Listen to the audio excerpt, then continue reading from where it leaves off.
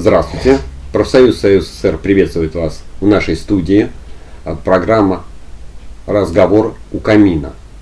И еще раз напоминаю, что профсоюз ни к чему не призывает к свержениям, не призывает к революциям, не призывает на митинги. Он только призывает к одному – соблюдать закон. И не делать революции на улицах, а делать эволюцию сознания в своей голове. С вами Виталий. И с вами Сергей. Как мы и обещали, мы будем сегодня разговаривать о сложных вещах простым и доступным языком. Это оказалось не так просто. Потому что надо перевести с одного языка на другой. На тот язык, которым понимает просто человек. Которому не надо иметь 3 высших образования для понятия то, что написали в одной строчке. Эти напишут такими словами, что сидишь и иной раз думаешь, что он сказал. В этом и расчет. И закон-то принимается один за другим, их тысячами принимают. Для чего? Одна простая вещь. Запутать? Чтобы человек не мог разобраться. Да, именно не мог разобраться. Запутался, ссылка со статьи на статью, со статьи Чем на статью. Чем сложнее закон, тем легче его интерпретировать. И запутать человека, ссылаясь на один подпункт, потом на другой пункт, а в итоге раб плати, либо сдохни. Ну, сдохни — это слишком сильное высказывание для нашего общества. Скорее всего, раб плати. У тебя не должно быть свободного времени. А все остальное — это кушай лишь до той поры, пока сможешь дойти до избирательной урны. И взять бюллетень, то бишь больничный лист, от своей недееспособности управлять. Сегодня у нас разговор о статусе человека. Да, как оказалось, то, что статус человека — это немаловажная вещь. И немногие организации готовы предоставить этот статус. А статус человека — это не только обязанности, как думают многие. Статус человека — это права. И свободы. И свободы, соответственно. Самое главное — воля свободы. Просто смотрите, в Российской Федерации сложилась определенная практика. Все законы, а точнее большая их часть, читается побуквенно. Что такое читается побуквенно? Это как написано, так и воспринимается. Интерпретации, возможные непонимания и тому подобное, они не установлены. И, соответственно, у нас получается, если в Конституции Российской Федерации как основополагающем документе прописано, что человек и гражданин, то, соответственно, ты должен подтвердить, что ты являешься человеком и гражданином. Только в этом случае на тебя начинают распространяться свободы, которые предоставляет Конституция Российской Федерации. И Декларация прав человека, мировая.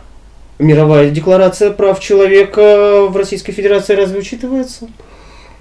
Да, Российская Федерация подписала Конвенцию прав человека. Приходится учитывать.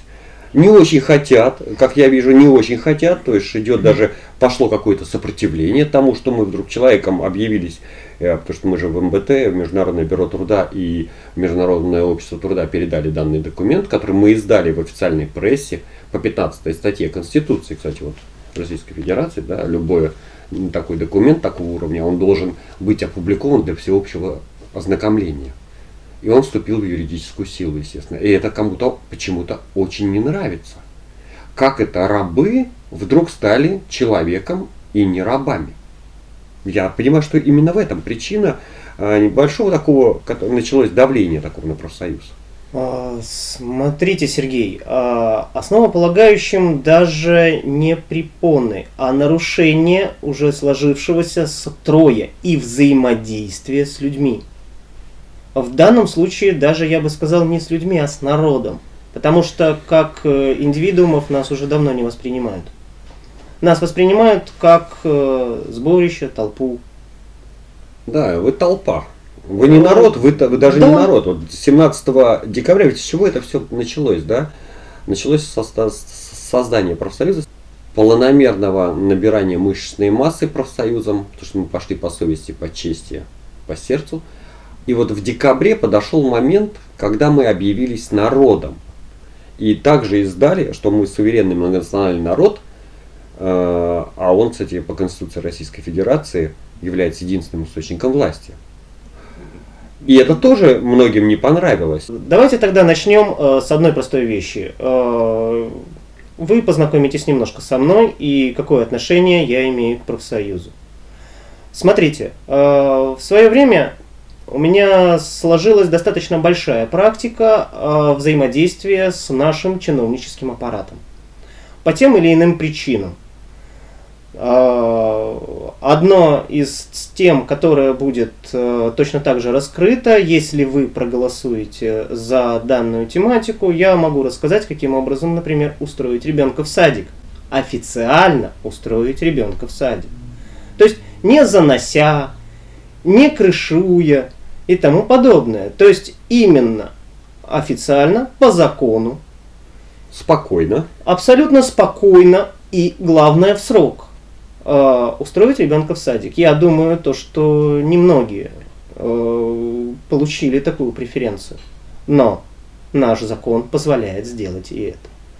И точно так же у меня есть и были определенные взаимодействия с судебными приставами. У меня есть и были определенные взаимодействия с Министерством здравоохранения, со страховыми компаниями. То есть в свое время жизнь потрепала и достаточно серьезно.